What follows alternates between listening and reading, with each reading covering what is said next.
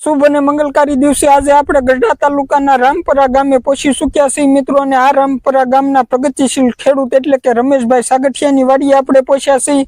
અને રમેશભાઈ સાગઠિયાએ તેમની વાડીની અંદર ડ્રેગન ફ્રૂટનું ઉત્પાદન કર્યું છે. તો આપણે તે રમેશભાઈ સાગઠિયાની મુલાકાત કરી તેમની પાસેથી માહિતી મેળવશું કે તેમને આ ડ્રેગન ફ્રૂટનું ઉત્પાદન કેવી રીતે કર્યું, તેમને આ વાવવાનો વિચાર કેવી રીતે આવ્યો અને તેમને મહિને કેટલું ઉત્પાદન મળે છે, તે તમામ આપણે માહિતી રમેશભાઈ સાગઠિયા પાસેથી મેળવશું મિત્રો. તો આપણે રમેશભાઈ સાગઠિયાને આપણે પૂછીશું. નમસ્કાર રમેશભાઈ. નમસ્કાર. તો રમેશભાઈ, તમને આજે રોપા લાવ્યા છો, તે રોપા તમે ક્યાંથી લાવ્યા છો? આ ડ્રેગન ફ્રૂટ ના રોપા આપડે ભાવનગર ની બાજુમાં શેઠાવદર ગામ છે ને, ત્યાં એક આવા પ્રગતિશીલ ખેડૂત હતા. એમની વાડીએથી મેં એમ તો 5-6 ડ્રેગન ફ્રૂટ ના બગીચા જોયા. પછી તેમની વાડીએ ગયો. તેમની વાડીએ બહુ વધારે મોટા પ્રમાણમાં એ લોકોએ ડ્રેગન ફ્રૂટ નો ખેતી કરેલી છે. તો એમની વાડીએ જઈને જોયું બધું, તો મને અનુકૂળ આવ્યું કે ના, આ વસ્તુ ડ્રેગન ફ્રૂટ એક એવો પાક છે જે વાવ્યા જેવું છે અને સારું છે એમ. તો તેમની વાડીએથી બધું જોયું, તેમની પાસેથી માહિતી લીધી અને એને મને કીધું કે ના, આ વસ્તુ સારી છે, કર્યા જેવી છે. એટલે તેમની પાસે જેમની વાડીએ બગીચો જોયું, ડ્રેગન ફ્રૂટની જે અલગ અલગ પ્રકારની વેરાયટી હતી એમને બતાવ્યું, જોયું અને મને અનુકૂળ લાગ્યું. એટલે પછી ત્યાંથી મેં નક્કી કર્યું કે મારે આટલા રોપા 2000 ની આજુબાજુનું વાવેતર કરવું છે. તો એ લોકોએ મને ત્યાંથી તેમને નર્સરીમાંથી રોપા કરી આપ્યા. તો તમારે આ રોપા લાવવામાં કેટલો ખર્ચ થયો? રોપામાં એક રોપાનો ખર્ચ અત્યારે ઓછામાં ઓછો ત્યાં 50 રૂપિયાનો એક રોપો અમને પડ્યો હતો. અહીંયા પહોંચતા 70 રૂપિયામાં પડ્યો. 70 નર્સરીમાંથી ત્યાંથી 50 રૂપિયામાં પડ્યો. પછી અંદાજે તમે કેટલા રોપા વાવેલા છે? અમે 2000 રોપા વાવેલા છે આમાં. એની અંદર આ રીતે એક આ પોલ આવે છે, આ પોલ, એક થાંભલો, આ ચક્કર અને આ થાંભલો છે, બરાબર. એની ચારેય બાજુ 1 2 3 એવા એક પોલ ની બાજુમાં 4 રોપા રોપવાના હોય. 4 રોપા એક પોલ માં 4 રોપા જોઈએ. 4 રોપા વાવવાના એવા અત્યારે અમારામાં 450 થાંભ પોલ છે. 450 છે, એટલે 2000 રોપા અમારા આટલા વિસ્તારની અંદર થયા. પછી આ ફૂલ લાવવાની શરૂઆત ક્યારથી થાય? આ રોપા રોપ્યા પછી જો સારી માવજત હોય, સારી બધી તમારી તૈયારી હોય, દેશી ખાતર ને જમીન સારી હોય, તો 1 વર્ષની અંદર આનું તમને ઉત્પાદન મળી જાય. સારી મહેનત કરી હોય તો. અમારે તો 1 વર્ષની અંદર આમાં તો ઉત્પાદન શરૂ થઈ ગયું હતું. આ ચોમાસામાં વાવ્યા હતા, આવતા ચોમાસે શરૂ થઈ ગયું હતું. પછી માનો કે ઉત્પાદન ક્યારથી ચાલુ થાય અને ક્યારે પૂરું થાય એમ? આનું ઉત્પાદન તમે આ વર્ષે વાવ્યું તો આવતા ચોમાસે, એટલે ચોમાસે અમે જૂન જુલાઈમાં એનો ફાલ, પહેલો વરસાદ પડે એટલે ફૂલ કે એના જે આવવાનું શરૂ થઈ જાય. પછી જૂન જુલાઈમાં શરૂ થઈ જાય, જૂન જુલાઈમાં શરૂ થઈ જાય તે એ નવેમ્બર સુધી એનો ફાલ એક પછી એક આવ્યા. હા, એટલે હાલમાં અત્યારે નવેમ્બર મહિનો હાલે છે, એટલે હવે ફાલ પૂરો થવાનો છે. છેલ્લા ફ્રૂટ આ છેલ્લો ફાલ છે. તો આપણે થોડાક રોપા બતાવશો કેવી રીતના છે તે નિહાળીશું. તો માનો કે આ ફ્રૂટ આવી ગયા પછી કેટલા સમયની અંદર તે પાકી જાય છે? આપણે આ ફ્રૂટ આવ્યા પછી એનું આના ફૂલ આવે, ફૂલ છે ને એ રાત્રે ખીલે, દિવસે તો મુરઝાય છે, ફૂલ રાત્રે ખીલે. પછી ફૂલ ખીલ્યા પછી એનું જે ફ્રૂટ બંધાય ઓછામાં ઓછું મહિનો 1.5 મહિને એનું ફ્રૂટ તૈયાર થઈ જાય. આ ફ્રૂટ અત્યારે તૈયાર થઈ ગયું છે. એમાં 350 ગ્રામ, 400 ગ્રામ, 450 ગ્રામ ના ફ્રૂટ આવે છે, અલગ અલગ સાઈઝ ના. જેવું ફ્રૂટ એ પ્રમાણે 300 ગ્રામ, 400 ગ્રામ, 500 ગ્રામ સુધીના મોટા મોટા ફ્રૂટ થાય છે.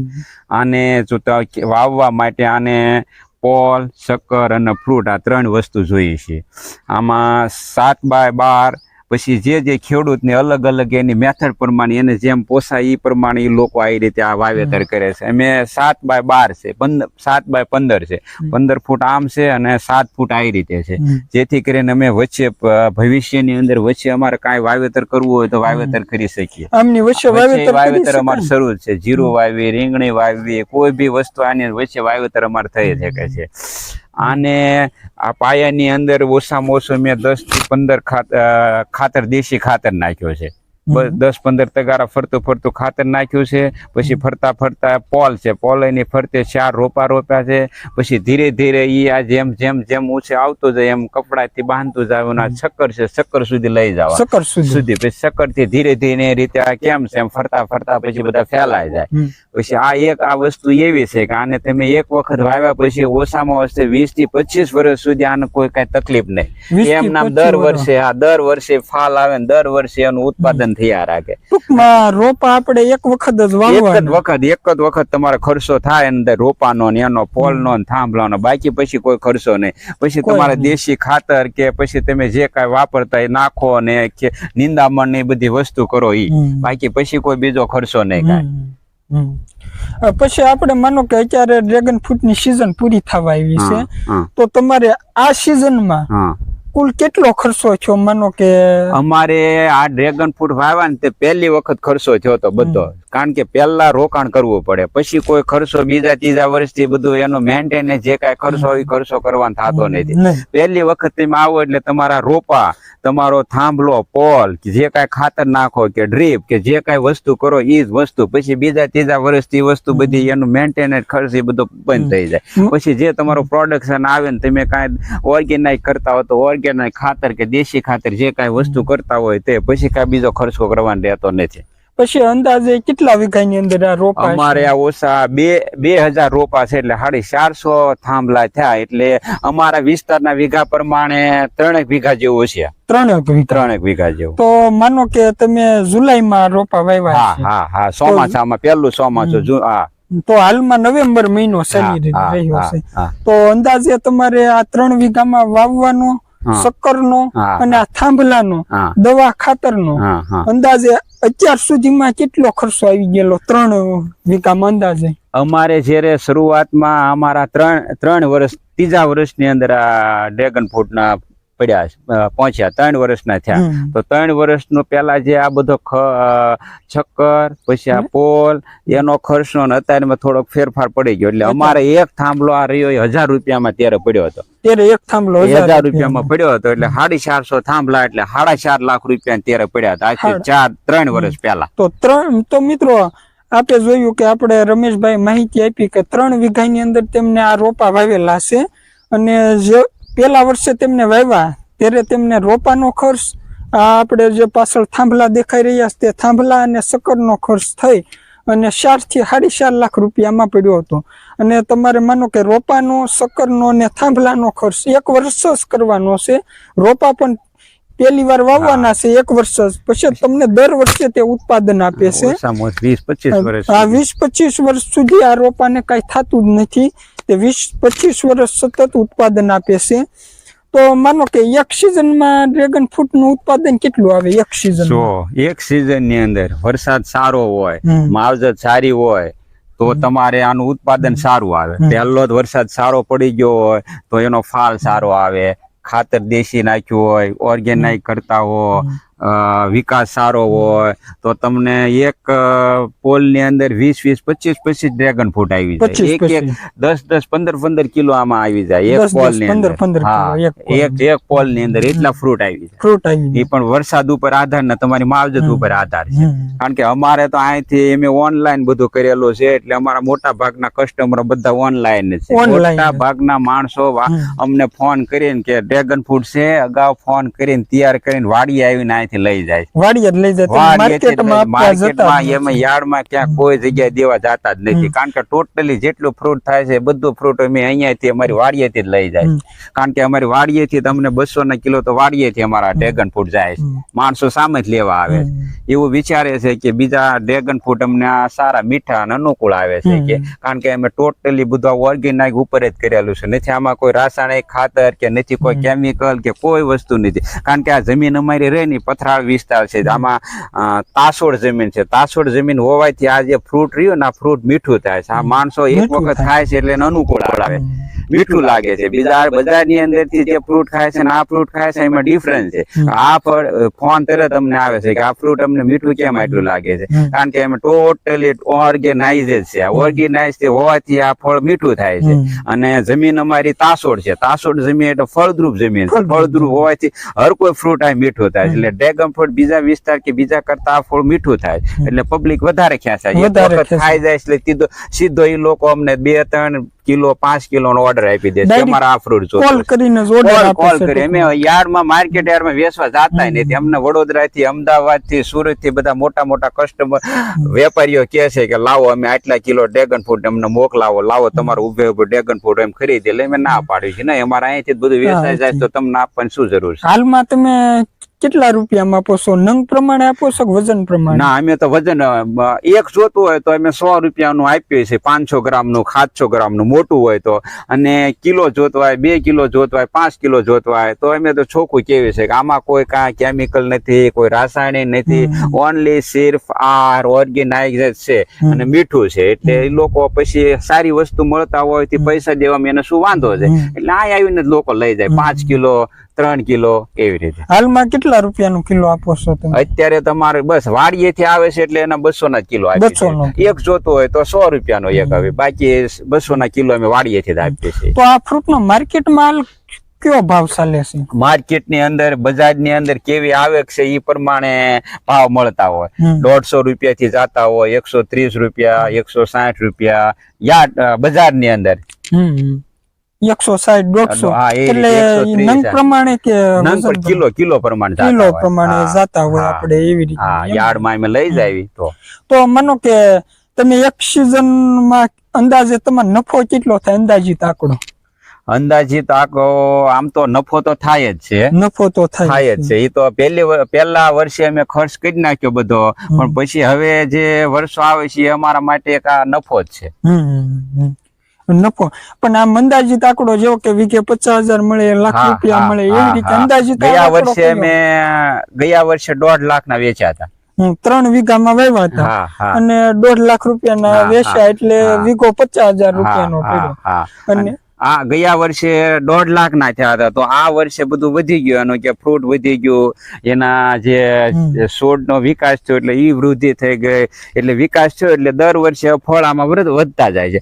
ગયા વર્ષે એક પોલ માંથી 5 કિલો નીકળ્યા તો આ વર્ષે 7 કિલો નીકળ્યો, તો ત્રીજા વર્ષે 10 કિલો નીકળ્યો. હવે એમ જેમ જેમ વધતું જાય છે એમ એનો દર પોલ માંથી કેટલા વધતો જાય છે, એમ અમારો પ્રોફિટ વધતો જાય છે. ટૂંકમાં જેમ જૂના રોપા થતા જાય છે એમ એનો વિકાસ વધતો જાય, ઉત્પાદન વધતું જાય છે. ઉત્પાદન વધતું જાય છે એમ અમને ભાવ કે પૈસા એ પ્રમાણે મળતા જાય છે. પછી તમે દવા ખાતર બધું ઓર્ગેનિક? અમે આમાં કોઈ કાંઈ દેશી ખાતર જ નાખ્યું. દેશી ખાતર બીજું અને બીજું ઓર્ગેનાઇઝ કાંઈ કોઈ વસ્તુ કાંઈ નહીં. ઓનલી આ 3 વર્ષના ત્યાં આમાં કોઈ દેમે નથી દવા છાંટી કે નથી કોઈ કેમિકલ કાંઈ કોઈ વસ્તુ નાખી, કાંઈ કોઈ વસ્તુ નહીં. તો પેલા વર્ષે જ આપણે ખર્ચ કરવાનો, બાકી તો આમ ઝીરો ખર્ચ. હવે બધું મેન્ટેનન્સ ઝીરો લાગી ગયું. કાંઈ નહીં. હવે લીંદવી અને બસ વચ્ચે પોલ ની અંદર આજુબાજુ કાંક માટી ધોવાઈ ગઈ હોય તો એ માટી નાખવી અને લીંદવી અને ચોખા રાખવી, આમાં કાંઈ કોઈ આંટો મારવી બસ વાવા જેવું. પછી આપણે આમાં ખાતર કેવી રીતનું નાખવાના? પાળો રો પેલા જયારે આપણે રોપા રોપીએ ને ત્યારે ફરતા ફરતા અમે આમાં 15 તગારા નાખેલા. એક રોપ પછી તમારી મરજી, તમે જેવું તમને અનુકૂળ આવે એવું તમે નાખી શકો. પણ અમે તો 15 તગારા નાખેલા છે એક ફરતા ફરતા. પ્યોર દેશી પ્યોર પછી માટી નાખી દઈએ. પછી આ વર્ષે કઈ નાખ્યું ખાતર કે 3 વર્ષે પછી થોડુંક આ વરસાદ ને એવું બધું પડ્યું ને એટલે આ પાળા છે ધોવાણા, એટલે થોડાક મૂળિયા ધોવાય ને આના તંતુ મૂળ આવે એટલે ઈ પાછા આ વર્ષે જો આ બધા ફરતા થોડા પાળા માટી નાખી દીધી એટલે એના મૂળ છે ને ધોવાય ને વિકાસ સારો થાય. પછી આ ફ્રૂટ છે આપણે? આ ફ્રૂટ છે એનું. હાલમાં બધા ફ્રૂટ કાચા છે? કાચા ફ્રૂટ છે. આ 10-15 દિવસ જેવો સમય લાગશે પાકતા. 10-15 દિવસ? હા, એટલો સમય લાગશે. આમાં ફ્રૂટ આવી ગયા છે બધા. જો હામે ફ્રૂટ છે, અને શેડે બધે ફ્રૂટ લાગે.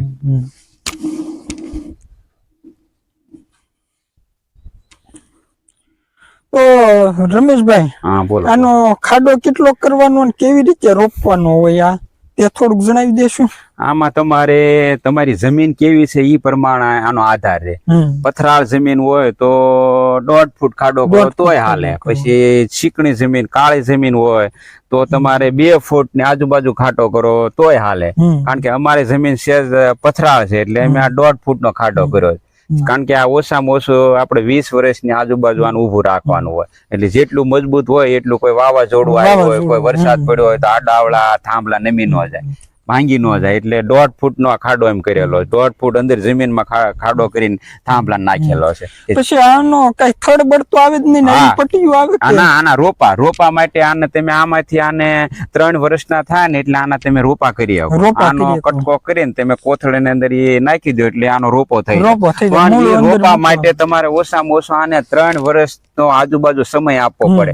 પાકું ડીંડલું મજબૂત થઈ ગયું એનો રોપો કરી શકો વૃદ્ધ. કારણ કે જેનો વિકાસ થઈ ગયો હોય ને સારું ડીંડલું હોય એનો રોપો બનાવો તો કોઈ બી માણસ ને જોતું હોય ને તો 1 વર્ષમાં એનો ફ્રૂટ આવી જાય. પછી તમે આ કાચું આવું 1 વર્ષનો ડીંડલું લઈને રોપો કરો તો એનો વિકાસ ન થાય. પછી માનો કે 3 વર્ષ થઈ જાય પછી તમે આમાં રોપા કરીને વેચીને ઉત્પાદન લઈ શકો. રોપા અમારે વેચવાય તો 50 રૂપિયાનો એક રોપો આપી શકીએ, કરી શકીએ. આમાં હવે અમે રોપા કરી શકીએ. હવે આ મજબૂત થઈ ગયો.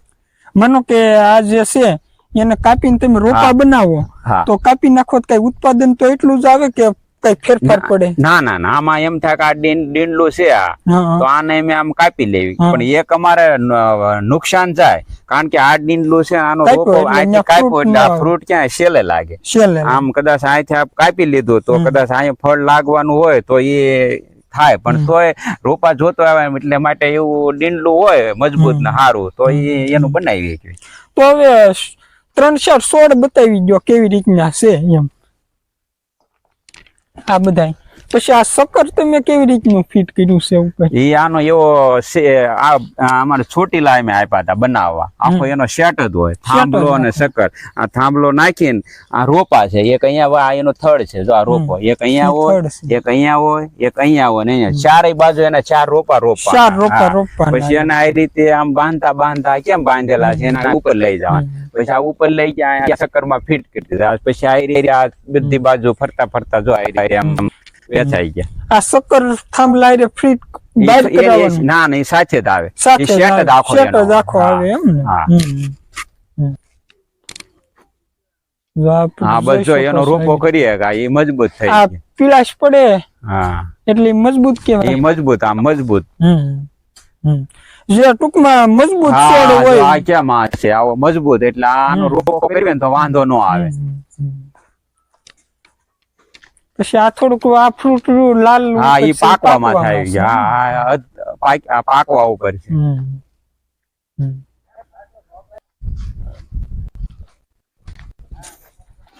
જો આ ફ્રૂટ 400 ગ્રામ નું થાય, 700 ગ્રામ નું થાય. ઘણું મોટું ફ્રૂટ છે. હાલમાં તો પાકલ ફ્રૂટ તો છે નથી. આ ફૂલ છે એનું. આ ફૂલ છે એમ ને? આવી રીતનું ફૂલ આવે આપણે? આ રીતનું ફૂલ આવે અને ફૂલ માંથી પછી ફ્રૂટ બને. અને કોઈ ખેડૂત ને આ ડ્રેગન ફ્રૂટ ની ખેતી વિશેની કઈ વિશેષ માહિતી ની જરૂર પડે અને તમારી પાસે આવે તો તમે આપી શકશો? હા, કોઈ આપી શકે. અને માનો કે કોઈ દર્શક ખરીદી કરવી હોય ડ્રેગન ફ્રૂટ ની તો પણ મળી જશે તેમને? હા, અમને ફોન કરે, જાણ કરે કે અમારે આટલા જોઈએ છે તો તમ તારે એને અમારી પાસે હોય તો અમે જરૂર આપશું. તો તમારો એક મોબાઈલ નંબર બતાવી દો જેથી કોઈ દર્શક મિત્રોને આ ખેતી વિશેની માહિતી જોઈતી હોય તો પણ મળી રહે અને કોઈ લોકોને ડ્રેગન ફ્રૂટ ની ખરીદી કરવી હોય અને ઓનલાઈન ઓર્ડર આપવો હોય તો પણ મળી રહે. તો તમારો એક મોબાઈલ નંબર બોલજો. બોલો છો. મારો મોબાઈલ નંબર 63 52 49 99 31. આ મોબાઈલ નંબર છે. તમારે કાંઈ બી જરૂર હોય, ફ્રૂટ ની જરૂર હોય, રોપાની જરૂર હોય તો તમે આ નંબર ઉપર કોન્ટેક્ટ કરી શકો છો.